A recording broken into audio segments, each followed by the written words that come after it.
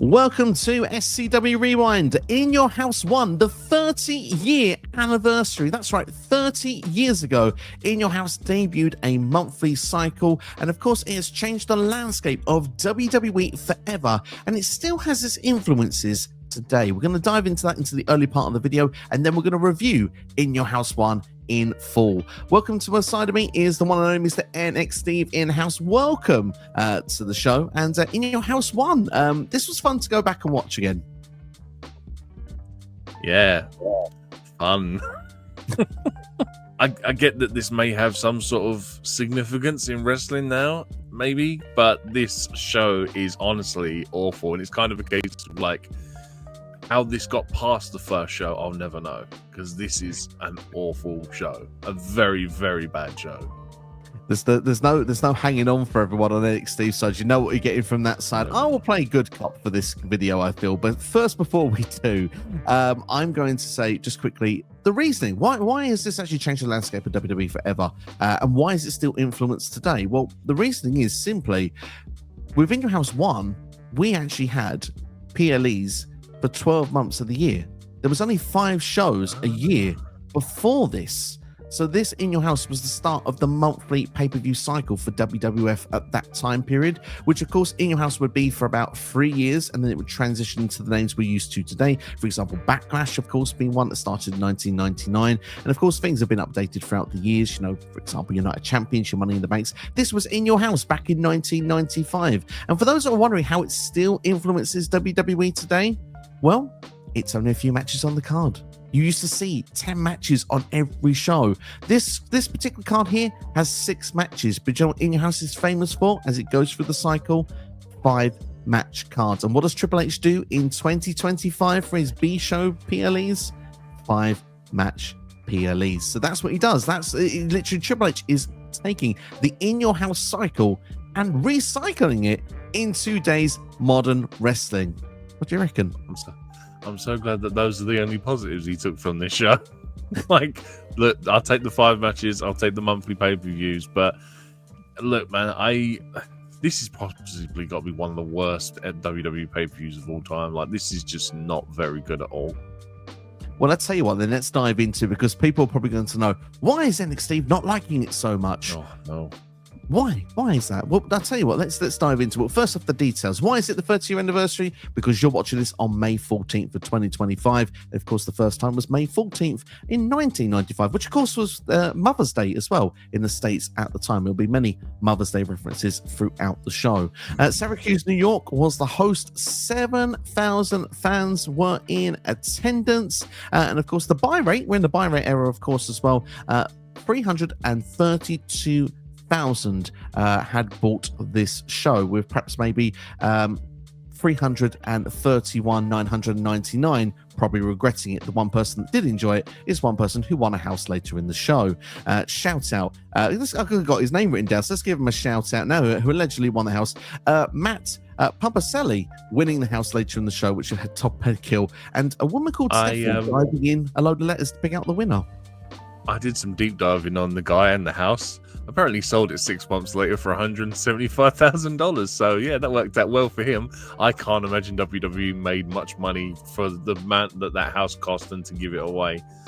Not a very good turnover. But yeah, apparently the kid got interviewed some 5 or 10 years later by WWE, and he turned around and was like, "Oh no, I sold it because I used the money for college and all this kind of stuff." And they were living in, they just moved from New York to somewhere. And they was like, "No, I can't move to Florida to live in this house." So yeah, they ended up selling it and making a nice tidy profit on it. Property investment, I'd say it's a great way moving forward, isn't it? So yeah, do you know what? I applaud that. I've got no problem with that at all. If you can't live in it, make a fortune, and that's what they did. It certainly changed their lives. That's one thing for sure. So congratulations to them in that time period. So he was 11. He was 11 and he won a house. I should have entered. Well, it was only open to everyone in the US, so there would have been a bit of a restriction if you'd got picked. But yeah, even the whole ceremony and how they give away their house is ridiculous. Like, they're busting out garden rakes from the garage. It's ridiculous, man. Absolutely, yeah. It was a bit. The way they reckon that. I was gonna say the way they used apparently armored cars delivered these letters, and I'm like, grow up. who has an armored car deliver the post. Even the mailman doesn't get that nowadays. It reminded me. Do you remember when Vince, I think it was like the middle of the 2000s or so, wanted to give away $1 million to a caller, a raw viewer each and every week, and it was just this awkward tension of while the number was dialed incorrectly and he's trying to get through to people. The whole thing is a very awkward segment. I mean, thank goodness WWE didn't keep repeating doing this afterwards. But as a segue for the first ever one, I think it's a bit of fun. But it's not something that you need to sit and put yourself through. Did they ever repeat it after? Did they ever repeat it after the first one? Definitely done for number 2, and I don't think they do afterwards. No. Okay, so they must have realised that no, we can't keep giving away $200,000 houses every show because we don't even make that much off the gate. Probably not in those times. Yeah, these days they could probably actually sell an entire estate and give it away to somebody. Yeah, probably. Do you know what? I'd like to know how much that house would be worth 30 years later with like interest and stuff, because it's got to be a hell of a lot more than $175,000. You'd have thought so, indeed. Absolutely. Well, I'll tell you what, we will go into. That's the highlight of the show now. We just waffle on about the absolute rubbish that goes on the rest of it. Now. I'm not having that. The opener is something special. It's okay. It's all right, yeah. But think of 1995. It's an exceptional match, really, when you consider the time period. In today's period, it's probably all right. But just before we dive into it, the video package that kicked off the show, we actually were invited in their house, which was a nice little touch. But pretty much just building up the matches for the show. Pretty much just telling us what was on the show. Yeah, it's almost essentially what Michael Cole does now when he opens a show, but they just did it in video package format. Absolutely, indeed. Well, I tell you what then, as mentioned, it is the 30th anniversary. Let's dive in with match number 1. And like I said, what is the great match of this show? It is Bret the Hitman Hart versus Hakushi. Oh, I loved it. Superb. But I mean, give us some of your highlights of Bret Hart versus Hakushi. I mean, for initially, I sat there and thought that this was kind of sloppy in places, and then I kind of like thinking like there's maybe a language barrier, which is why it was coming across like that. I don't actually think it was that. I think it's just the way Bret reverses moves. Like he does weird looking reversals, and it almost makes it look sloppy. And it was kind of like after the second or third try, I was just like, oh no, that's just Bret's wrestling style and how he reverses. But otherwise, did you know what? This is a solid match that would, I tell you what, could easily main event of Raw nowadays. Like I wouldn't have no problems having this. It's just a case of that. Like, dude, it's Bret Hart, who's supposed to be one of the best technical wrestlers in the world, and you've got Hakushi with, I believe his name was Shinja, and I was like, Shinja looks like he's straight out of like Mad Max Fury Road, because his face is just spray painted silver, and I'm like, am I trying to witness him or something? That's how bad this is. But otherwise, look, there's a load of good stuff in this. The Irish whips that Bret sells running full force into them turnbuckles is just... he did the first one. I was like, oh my God. I swear he's just like ruptured his chest. He's like caved it in from the force. And he does it a couple more times and it's just as deadly. And I'm like, no one sells an Irish whip into the turnbuckle like that anymore. And I'm kind of like, it's such a shame because it looks and sounds because like everything that was done into the turnbuckles just sounded devastating. And just to talk through some of the points of it, like,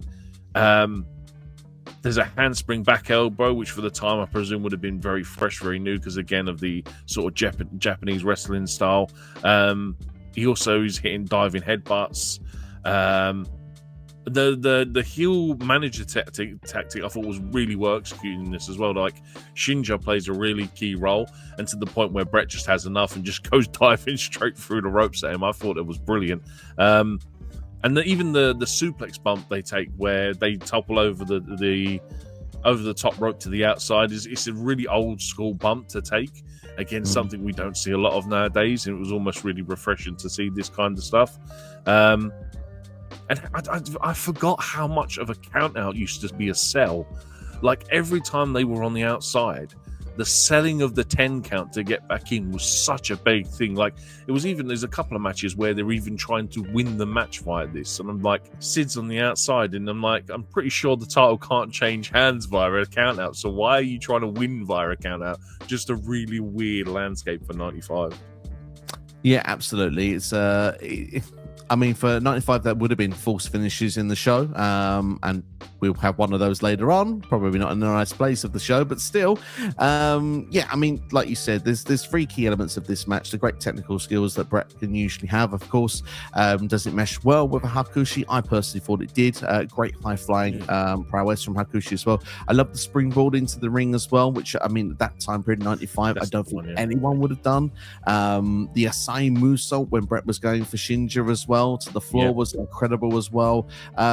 It was breathtaking in points, just thinking this is 1995 I'm watching. You still wouldn't see a lot of that stuff being executed that well in 2005. So I mean, this was a match I think was ahead of its time, if I'm being brutally honest. And obviously Hakushi had been undefeated at that time. Bret Hart had spoken to Todd Pettengill before the match and had stressed, like, I'm going to put the undefeated guy away, I'm going to prove I'm the excellence of execution.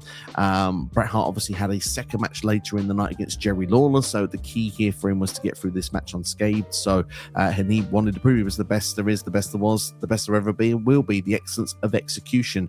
And Bret did eventually manage to do that. He managed to get a victory over Hakushi by using a victory roll, which is something he lost to Owen Hart at WrestleMania 10. So it's good that he did sort of like a way to do that, because Hakushi at that point, I guess, was probably someone that maybe would not tap out. They didn't want to make him sort of like give up to the sharpshooter. So I thought it was quite a clever finish as well. It really sort of protects Hakushi in defeat.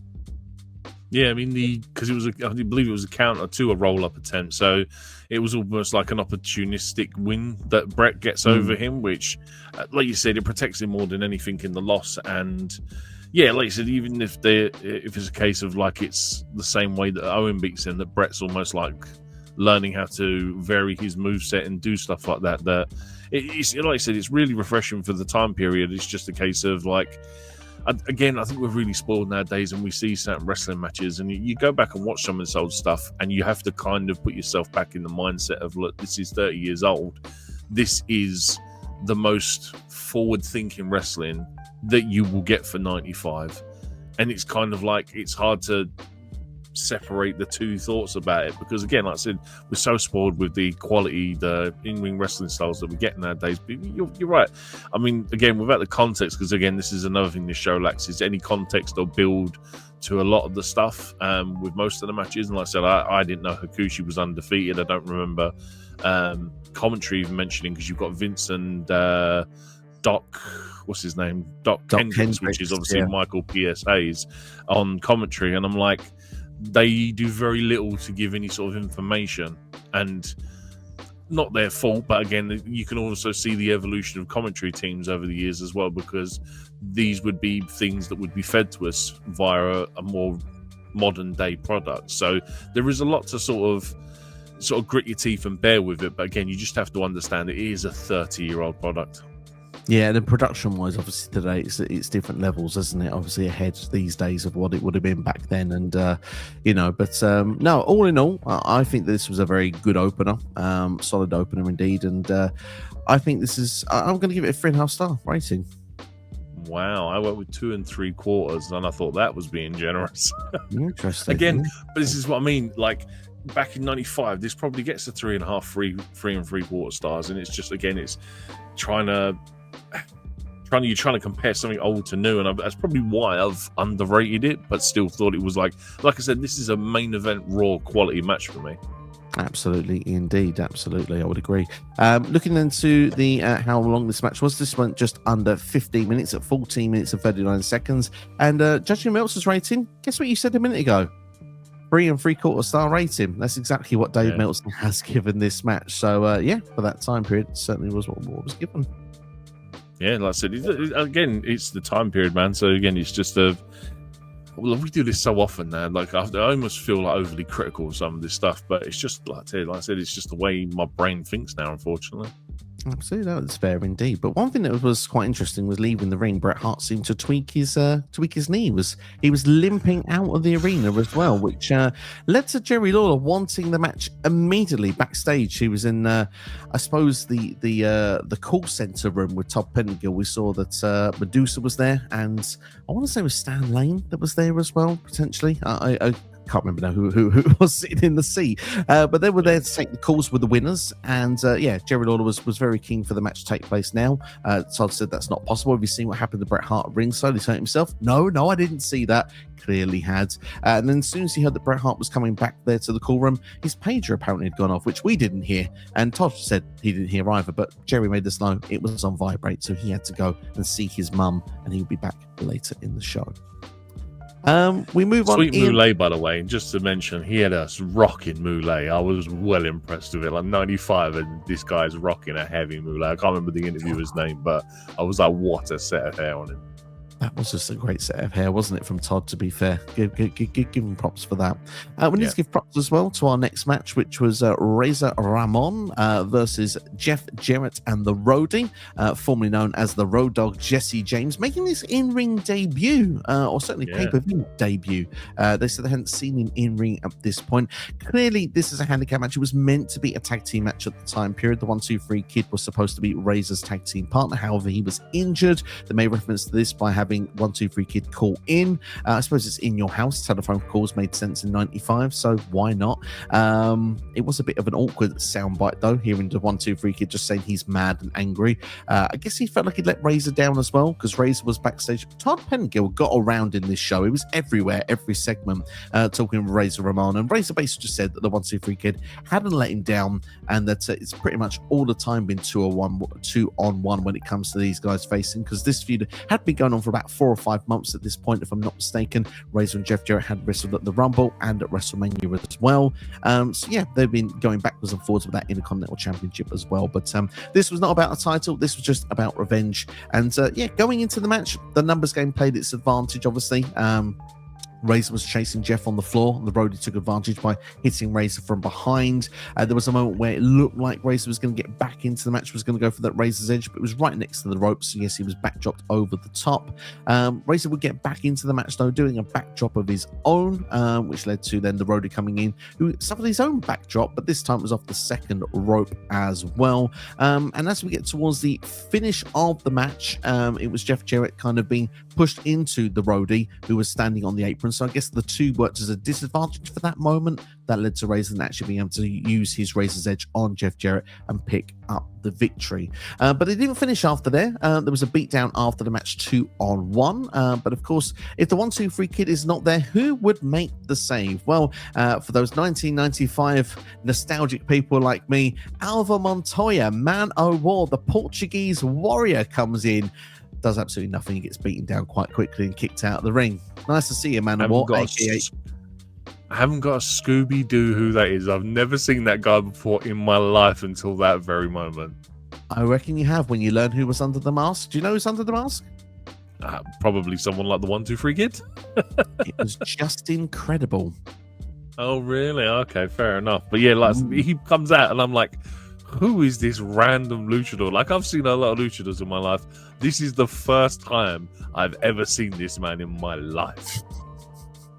I wouldn't have blamed you for checking out in 95 as a wrestling fan at that point for superstars and stuff like that. I used to be a big fan of his back in the day, believe it or not. And he'd always lose. Yeah, never quite worked. And then he went to ECW as Just Incredible, and that's why I used to get a load of crap when he first joined him, because he was like that WWE guy, and everyone gave him crap for being under that mask. It took a long time for him to get respect in ECW, but he worked his way through. But Just Incredible, we'll talk more about another day, I guess. But there was someone else that came and made the save.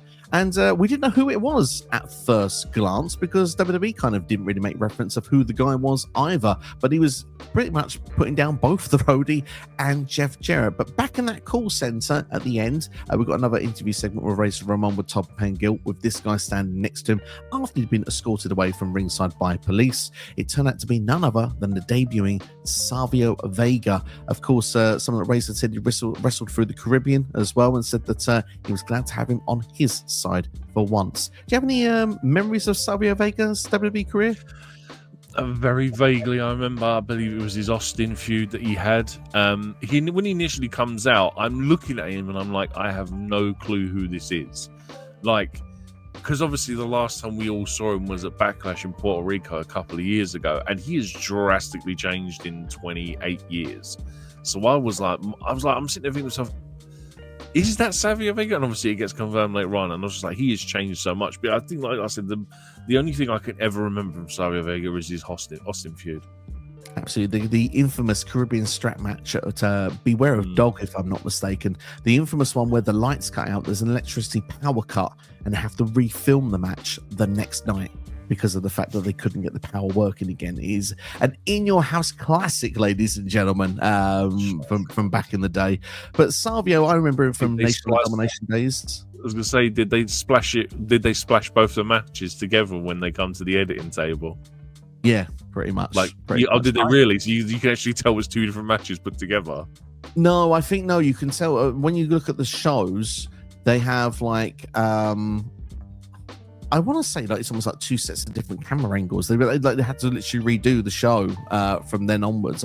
I don't know the full ins and outs, as obviously I've not researched Beware of Dog coming into this, but yeah, you can tell it's one show to another a little bit, judging by how things are filmed on the next day, but not with that match. You have to see you get that match from start to finish. But it's a really good match actually. Savio Vega, Steve Austin from Beware of Dog, the strap match. Yeah, I remember that's everything I heard. Like, I heard that their feud is a really good feud, especially for Austin at the time, because he's not quite main event yet, and he's just almost on the cusp of it.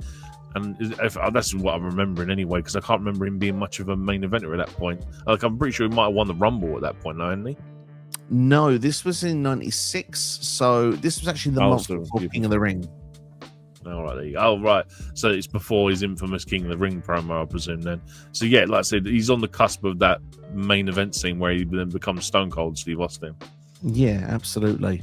He was with Crush and Farouk. I don't know if it was exactly Nation of Domination, but I remember him like they were like the very start of what that was going to be before Farouk broke away. And then you had like the actual Nation of Domination. I think it was DOA, which was Crush's group, and Los Boricuas, which was poor Savio Vega's group, which the Boricuas didn't do very well. Let's just put it that way. And of course, you could say Savio peaked as well, because he would go on to lose in the King of the Ring final the very next month against someone who won a King of the Ring qualifying here, Mabel. Mabel versus Adam Bomb. Just the thing, we didn't get our match ratings for Razor Ramon. That's just too good of a segue. That was the problem. But yeah, go on. We'll give Sorry. I hadn't even said anything about the match, and like that was the other thing. Look, for me, this match was all about the last couple. This is a complete shit show, by the way. This is a rinse review, but look, this match was all about the first couple of minutes.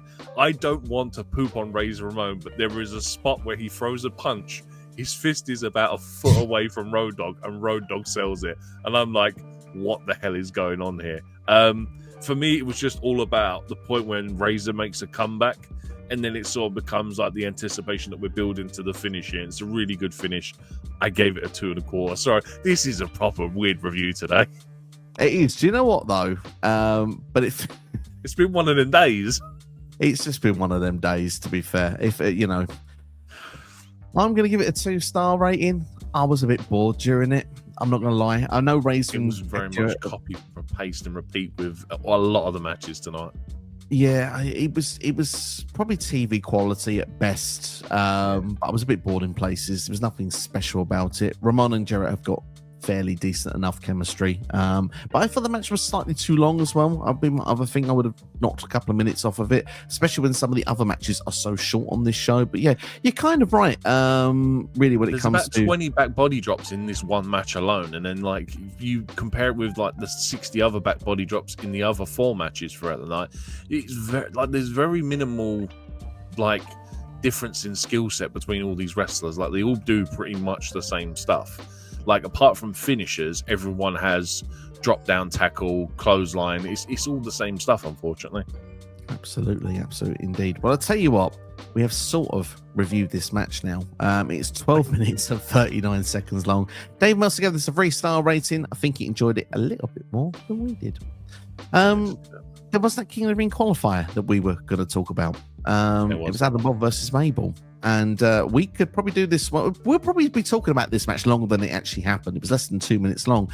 Adam Bomb, though, in that time period, decided to do a dive over the top rope, a clothesline off of the top rope, was attacked by Mo before the bell even sort of was distracted by Mo, so he could be attacked before the ring bell even happened. But it looked like Bomb was on top until he suffered a spinning heel kick from Big Mabel, and then Mabel did a variation of the world's strongest slam, which got him the victory. My one note I have is Mabel wins with body slam.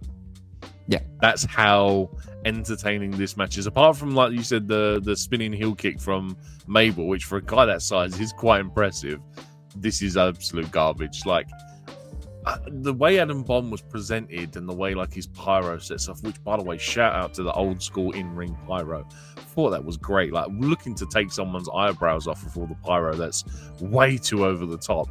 But that's probably the highlight of it, was the pyro. Like I said, this is very short. I gave this a dud. This is absolute garbage. And yeah, just say Adam Bomb, the guy that was supposed to be billed as like this big thing, and he was meant to be, wasn't he meant to be like the equivalent of a WCW star that they were trying to build up, and it just never worked out for him. Not quite sure on that detail, to be honest, so I couldn't clarify. But yeah, I mean, for me, Adam Bomb at this point at least got away from his 93 gimmick, where he was just basically weird looking eyes and Harvey Whippleman by his side. At least he kind of got a fan base at this point. And I think Adam Bomb's always been pretty decent in ring. I was always a fan of the work. Enjoyed his WCW run probably even more as Ralph. But yeah, I mean, I didn't get to see any of it in this match because it's over before it even gets started. And I'm like, okay, sure. I think that's the problem. A couple of good aerial moves from Adam Bomb. That's all you get to see, unfortunately. But we have probably spoke about it longer than the match actually was. So I think it's time to give it a match rating. What did you give it? Sorry? Dud. 0. This was crap. Dud. Okay. I'm going to go for like a 1.5. You know. How? It's crap. Like, you say that he's got some good aerial moves. One of them clothesline, he doesn't even look like he jumps properly. He looks like he's just falling with style. I mean, he lands it though, doesn't he? Hits it. He's no Hakushi, I'll give you that. But you know, I love this review, by the way. This is so good. This we're just absolutely crapping on. This is just too funny. For me, I just look at it and say, like, they showed up to work. That's got to be a star on its own, isn't it? Really, it's not. Yeah, they got paid, you know, and nothing was excessively bad botchy in that minute and 45, minute 54, however long this match was. You know what I mean? So yeah, I'll give it a 1.5 just because it didn't offend me too much. Fair enough. Like I said, just a dud for me. Like I said, I think there's one highlight and then it ends, and I'm like, sure. Fair enough. Well, I'll tell you what, Jerry the King Lawler might be seen as either a nuisance or an MVP on this show, depending on what way you look at it. He is backstage again before the Adam Bomb match, wanting to get a match. He was arguing with WWF President Jack Tunney at the time, saying getting the match on, but it wasn't possible. And before we got this next match here, which was for the Tag Team Championships, Owen Hart and Yokozuna against the Smoking Guns, Jerry Lawler's coming to ringside with Jack Tunney, trying to get the Smoking Guns out of the ring so he can get his match on now. Actually, storyline narrative I actually quite enjoyed on the show, actually. But anyway, we go into the tag team match itself because Jerry doesn't get his way. Surprise, surprise. The Smoking Guns have a nice little tag team offense. At one stage, it looked like a back suplex of some description or of that, and it was actually put in a double team with a neck breaker as well. That sort of combination was done quite nicely. But this match is only like less than 6 minutes long, so it doesn't really get a lot of time to breathe, unfortunately. Bart Gunn goes for a high crossbody on Owen Hart, misses, and goes flying through the second rope to the floor. Crash and burn, you could say. And then he gets a leg drop, a 600-pound leg drop, by the way, from one Yokozuna. He's rolled back into the ring, and Owen gets the pinfall victory. 1, 2, 3. Yeah, very anticlimactic finish for me. I thought the match was okay up until that point, and it was kind of just sort of a dud finish. I mean, I appreciated Owen's selling, especially the corner bumps, because he was selling them exactly like Bret, which I thought was great because I don't think anyone else was selling them like that. Billy Gunn is super athletic, by the way. Like, I know he's obviously been a bit of a jacked guy, especially as he's got older. But like, you go back to this period, and he can get like easily 5 or 6 foot off the ground to hit a drop kick. It's really impressive stuff. But yeah, ultimately, just very anticlimactic finish. Like, say, a leg drop on the outside, and he just rolls him in and pins him. And I'm like, could have done it in the ring, maybe. I don't know. I just thought it was a bit underwhelming for the okay match that we'd got. I would have liked to have seen the finish from Owen just to take the credit. You know what I mean? Like, because Owen was that guy at the time where, like, he was the whole reigning king of the ring. He'd gone through like the Bret program. I think at this point now they've moved on. Obviously, tag team champion. The Bulldog is in with these guys very soon as well with Jim Cornette, who's with them at ringside. And I don't know. I just would like to see Owen sort of like put the sharpshooter on. Obviously, you know, Bart not respond to it and then ring the bell, for example. Just that little bit of like, you know, Owen's like, you know, still being pushed as like the top guy, but I guess, you know, we know Yoko's done all the hard work kind of thing, but I guess that's not the beauty of tag team wrestling. It's a team game after all, but it is what it is. Like you say, slightly anticlimactic. How they didn't have a tag team finisher of Owen putting one guy in the sharpshooter and then Yoko leg dropping him on the back of the head. How was that not a tag team finisher for him? Do you know what I mean? That would have been great. I'd have been up for that. Yeah, well. I'll rate him 2. Thought it was okay. Said the finish was a bit anticlimactic for me. Yeah, 2 for me as well. I'd give it a 2. And looking at Meltzer, he also gives this a 2 star. 2 stars all around for 5 minute and 54. 5 minute and 54 second match between Owen Guns, Owen and Yoko. We move on in the meantime. We had a video package of Sid attacking powerbombing top stars like Shawn Michaels, Razor Ramon, and Bam Bam Bigelow. Here's the battle of the powerbombs. None that, of course, after in the main event, it really is a bit of a shit show today. You're not wrong. But Diesel was with Todd Pengo after this, and he's explaining how, you know, it's Mother's Day for him. Obviously, he had lost his mother and said that it was a happy Mother's Day to all the mums out there, and pretty much expressed how he was going to put an end to Sid in the main event and the $1 Million Corporation. Obviously, we've seen a bit of remorse as well with Shawn Michaels. Obviously, Shawn Michaels and Sid were WrestleMania 11 opponents. We know that they're good friends as well. And of course, Sid had taken Shawn Michaels out, which of course he's on the shelf at this particular point. So I guess that's in the transition to the Shawn Michaels babyface turn that we get when he returns in the middle of 1995. Yeah, I mean, it's a great hype package to try and make Sid look as vicious as he's supposed to be, where he's going by Sid Vicious or Psycho Sid or whatever his name was, because the guy has the same gimmick 3 times. I tell you what I did ever thought, though, which was when I was watching that video package, was Karrion Kross could be the modern day Sid. Like, he has the ability, and I reckon he has the aura that he could easily pull that off. And I think, like, it was just the one thing that came to mind. Like, you've got Sid as this absolute raving, loony, crazy, batshit mental guy. Karrion Kross should be doing that today. I like that comparison. That certainly would work really, really well. We've seen how Karrion Kross has performed with his getting in the minds of wrestlers and having that sort of psychotic, twisting nature, which has led to a lot of the baby faces he's faced turning heel not long afterwards. So yeah, I kind of like that analogy and comparison of a wrestler from the 90s of how that could be the modern day Sid. And certainly Sid was a main eventer at this point, and yeah, wouldn't mind seeing Karrion Kross get a push up that card. Hopefully indeed. Well, following this, we finally got Bret the Hitman Hart versus Jerry the King Lawler, and Jerry the King Lawler didn't disappoint. It's Mother's Day. He brought his mum to the ring, a female that was half of his age. Oh God. This promo, Jerry Lawler. Basically, he said we established 2 things in this match. 1, that Lawler is the biggest BSer in the business, and 2, the cameraman is just as big a perv as Jerry the King Lawler, because there was times when he's taken some low angle shots and I'm like, whoa, you need to back that cameraman up. Yep, I 100% agree.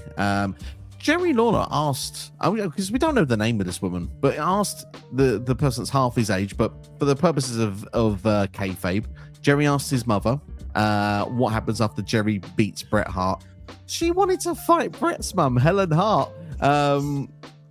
Brilliant. She's somewhere in the crowd, just looking for the bag of shriveled sitting somewhere. I was like, wow, they do not care about hurting people's feelings back in the 90s. Absolutely not. And then Jerry, of course, got a kiss on his cheek from his mother at the end of this as well.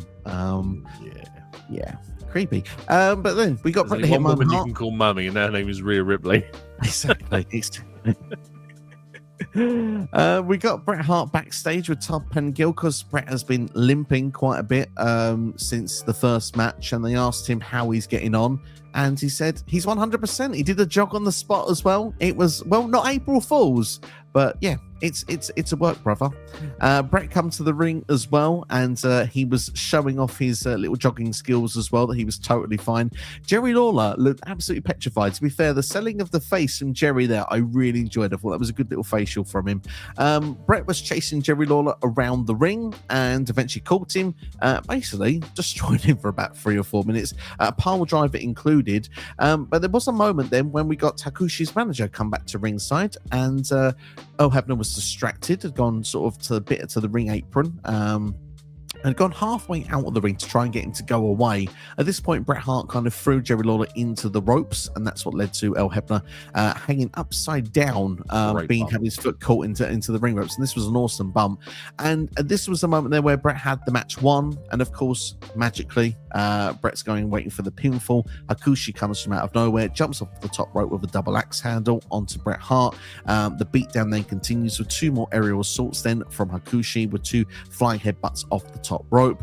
Jerry Lawler does a forward roll at this point, and when Earl Hebner's back in the ring, gets the 1-2-3 and the victory. Yeah, I thought this was the best storytelling match of the whole night. Just the whole idea that Jerry Lawler, like I said, he'd been going on all night. The fact that he wanted to face Bret because he thought Bret was injured. Bret pulling a ruse on him. Do you know what I mean? Even when he walks out, he pretends to like stumble and then just gets back and just walks normally. Absolutely owns Jerry Lawler. And like I said, the ref bump alone, and then everything that goes on afterward. Hakushi coming in, helping Jerry Lawler pick up the win. The Hebner recovering just before Hakushi delivers the second headbutt was a bit awkward, but Hebner does well to not see the second headbutt. Other than that, like I said, I think it's the best storytelling they sold all night. Not the greatest in ring, but like I said, best storytelling. Yeah, storytelling, fantastic. In ring, but do you know what? I had fun, and I think that's something I'll definitely take from this. Yeah, definitely, man. I mean, I gave it a 2.5 star. Like, I thought that the minimal amount of wrestling, but the storytelling, fantastic. Absolutely, I'm going to agree with that 2.5 star rating as well. I think that's a good shout, especially for the time they got. They got like 5 minutes and 9 seconds. Look at it, Meltzer's rating, 1.5 star.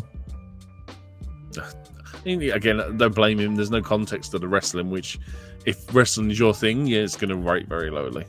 Absolutely. And of course, this is close to finally ending the chapter of Bret Hart and Jerry Lawler, because this feud at this point had been going on for 2 years, obviously going from back to King of the Ring 1993. It's like an on-off feud, you know, like one of those ones where they have a big break in the middle and they climax it here because they never really fully concluded it.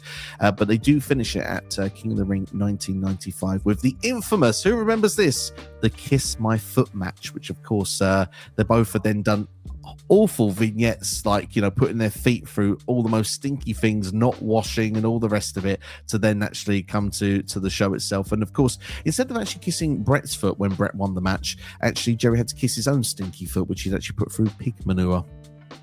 Oh, what is it with Vincent coming up with stuff like the Kiss My Ass Club and the Kiss My Stinky Foot Club? Like, what is it with this guy? He's got some twisted mentality when it comes to booking weird abstract matches. Just I couldn't think of anything worse than kissing a wrestler's foot, especially after he's done 15 minutes in a ring in a leather boots, all sweaty and nasty.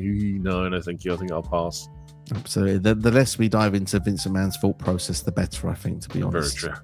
Yeah, I think we should move very swiftly.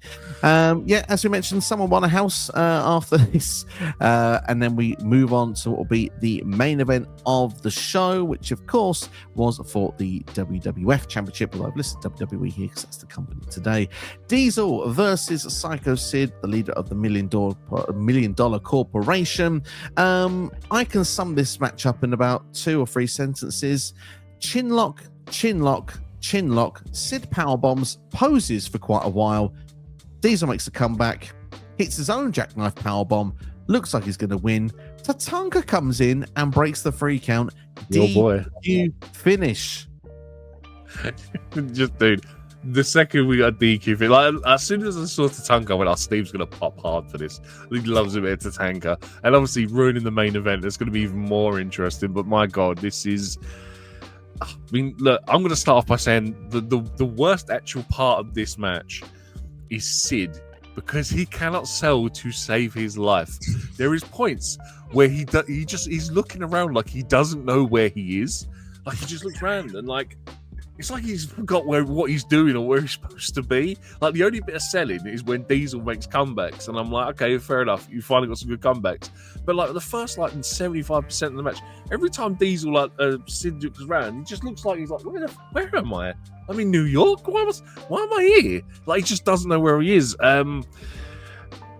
Give Diesel some props. He could, before his knees blew out on him, man, the guy could move. He used to have some pace on him, some speed. The second camel clutch, when Sid jumps and Diesel moves out the way, Sid lands square on his ass, gets straight back up, doesn't sell a single bloody thing. And I'm like, what is this?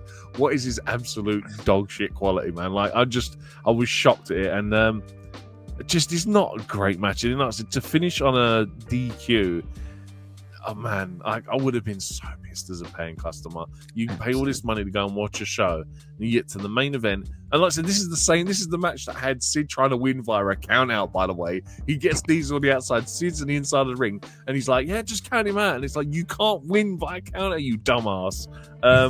Yeah, this is not a great main event. Like again, how this pay-per-view then goes on to survive as it does after this is just unbelievable.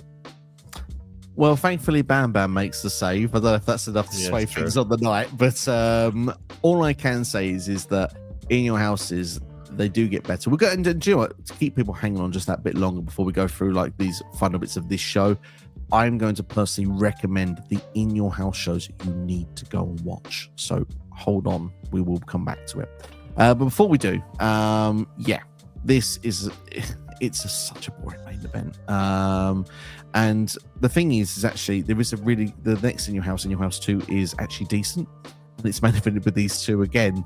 Thankfully, a better match this time around, and there is an actual winner. But on this show, it's going to get a dud from me. I really didn't enjoy this. I mean, I gave it a 1.5 because I thought I was being generous. Like, at least they got some time compared to like Mabel and Adam Bomb. And like I said, I don't even know why I gave it a 1.5. Really, I don't know.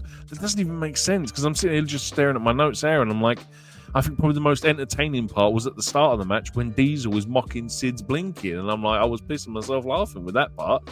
And like, because Diesel's sitting there going, and Finn just like snaps on him, and I'm like, okay, fair enough. Thinking like there's going to be some like intense rivalry, and it's garbage. I gave it one. I can't understand. I gave it a 1.5. I don't know why, but I did.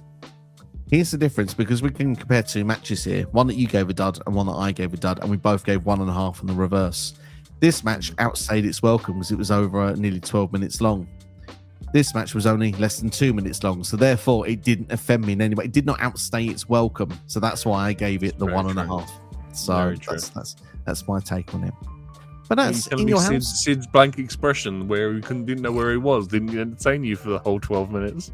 To be fair, I didn't know where I was for half of it either. I was probably staring into space myself, to be honest. It was not an exciting one. But that's in your house one. We don't always review the good shows, do we?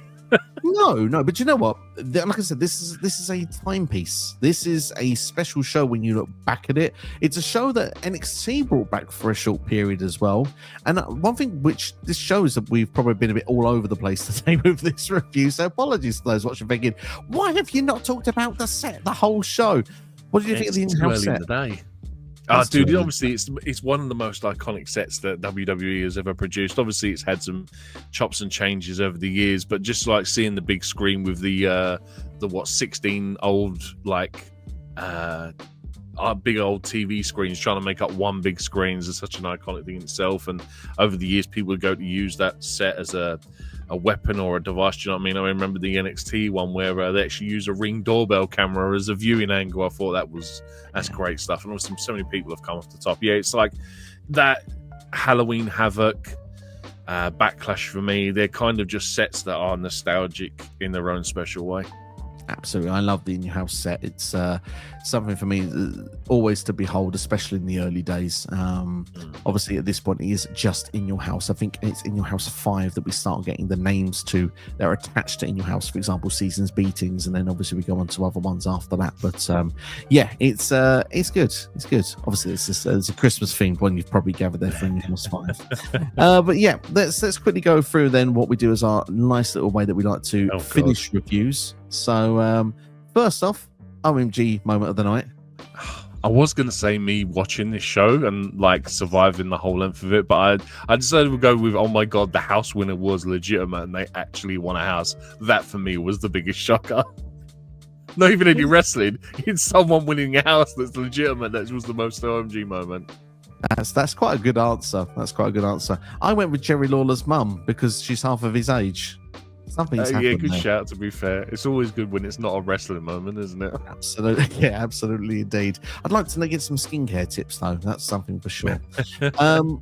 Match of the night. This won't take too long. Bret versus Hakushi, obviously. Bret versus Hakushi. It is the match of the show. It's probably one of the best In Your House matches, probably, to be fair, ever. Entrance of the night. I give it to Razor. I thought like his music, his entrance, and then the old school pyro. He got a load of pyro in ring, and I was like really fond of that old school stuff. Lovely stuff indeed. Bret Hart coming to the ring the second time versus Jerry Lawler. Fair enough. Take it. MVP of the night. Bret for having 2 matches. That was the only thing I could think of for being MVP, because I was trying to think so hard. I was like, there's no one else in the show that deserves it more than Bret, probably. No, absolutely. Sometimes when I'm like looking around the show, I'm thinking, well, I can't give it to anyone else. Not commentary. No. The backstage interviewer, because he was everywhere. He's MVP of the night. Oh, I like it for Todd Pennegill, and he's always synonymous. He is literally the first thing you think of In Your House. So I love that you've picked him. I will go with Bret Hart for the simple reason of the 2 matches in one night, but I think Todd Pennegill certainly is out there for it. Commentary, by the way, I did not enjoy the commentary on this show in the slightest with Vince McMahon and Doc Hendricks. Doc Hendricks is all right in places, but Vince is just not a great commentator. I just find Doc Hendricks quite obnoxious and annoying. I know that's what he's meant to be like, but there's when you do it, and you can do it where you can appreciate it, and then there's go away off my TV set, and that's how I felt. Every time they cut to them, like he was doing the right things in sort of building the hype, especially when they were talking about the main event, and he was hyping it. Like, he done a great hype work for it, but yeah, that was probably his best feature of the whole night. My favorite bit of Doc was him saying he was knew the house winner. He's off his way to Orlando. Again, shoddy commentary. On that note, final rating out of 10 for In Your House 1. A generous 4. I will say a 4 as well. It's possibly being generous, but one really good match. Bret versus Hakushi. I think Bret versus Hakushi is about 3.9% of that match rating. Probably, yeah. Todd Pennegill, the set, and a show that's 1 hour 40 minutes. So let's be fair, it doesn't outstay its welcome. This show, it flies by. It's and that's the other thing now with these B-level shows that we have with modern day WWE as well. They don't outstay their welcome. I mean, Backlash 2025, we've just seen it in the books, was only 2 hours and 45 minutes long. Amazing. More of that, please. Especially once they edit them down and cut out all the gibberish that doesn't need to be put in on the on-demand version, they really do cut a load of stuff out of it. And it's a good thing as well, because you can knock that down to 2.5 hours. Easy. Definitely. Just before we wrap up the video today, In Your House, what ones you should watch, because I think there are some really hidden gems in amongst the In Your House collection, and I'm going to recommend a minimum of 3 of them for you right now. My personal favorite is In Your House Mind Games, I would say, possibly. It's in the ECW area of Philadelphia. You get the ECW invasion started with ECW superstars around ringside attacking Justin Hawk Bradshaw, as well as that, the main evented with a killer match between WWF champion Shawn Michaels versus Mankind. It's exceptional. You've got Canadian Stampede, where the Hart Foundation are the hometown heroes. It's infamous for its 10-man tag team match as well, which is Team Bret Hart versus Team Steve Austin. You've also got Hunter Hearst Helmsley versus Mankind on the show. You get to the light heavyweights with Taka Michinoku versus the Great Sasuke, which is a fantastic light heavyweight match. A man who loves cruiserweight wrestling next to me would appreciate it. And you also got Undertaker versus Vader in only a 4-match show. crazy. And I'm going to give a shout out as well to In Your House 2, which if I can convince Nick Steve to watch in a couple of months' time, we might just do that one. Infamous, of course, for Jeff Jarrett doing his song With My Baby Tonight, which of course is infamously sung by the Roadie. And of course, you do have the classic of Jeff Jarrett versus Shawn Michaels for the Intercontinental Championship. I will give a shout out for the NXT Takeover 2020 edition, because I think that's probably the best NXT one. Like, I'm looking at the cards now. You've got a 6-woman tag match between Mia Yim, Shotzi Blackheart that back then Tegan Nox against Candice LeRae, Dakota Kai, and Raquel Gonzalez. Finn Balor versus Damian Priest. Keith Lee versus Johnny Gargano, where the ring doorbell is brought in. Adam Cole versus Velveteen Dream. Karrion Kross versus Ciampa. And Io Shirai main eventing against Charlotte Flair and Rhea Ripley. Something that we get to see many times later on in the future, like nowadays. Absolutely. Well, just about enough to give a top 5 from me, because not only did In Your House bring us that format, it also gave us the debut of some match stipulations as well. Buried Alive was given to us with Undertaker versus Mankind. Oh, yeah. Never had that stipulation before. And Bad Blood in 1997, the first ever Hell in a Cell match, Undertaker versus Shawn Michaels, the infamous debut of Kane. Still one of the best Hell in a Cell matches to this day. That's In Your House. Damn. It's the last In Your House, technically. I think there may be one more after that. Fair enough. It's amazing how much stuff comes from one pay-per-view, like, sort of history. Do you know what I mean? Absolutely. Well, I tell you what, that's our review then for In Your House 1. Let us know your review of this show in the comments below. Do you agree with our opinions or disagree? And if you want to see more from SCW Rewind, check out the playlist on the side of the screen right now, where we do things in probably more of a chronological order. Thanks for watching. Look after yourselves and each other. We'll see you for the next one.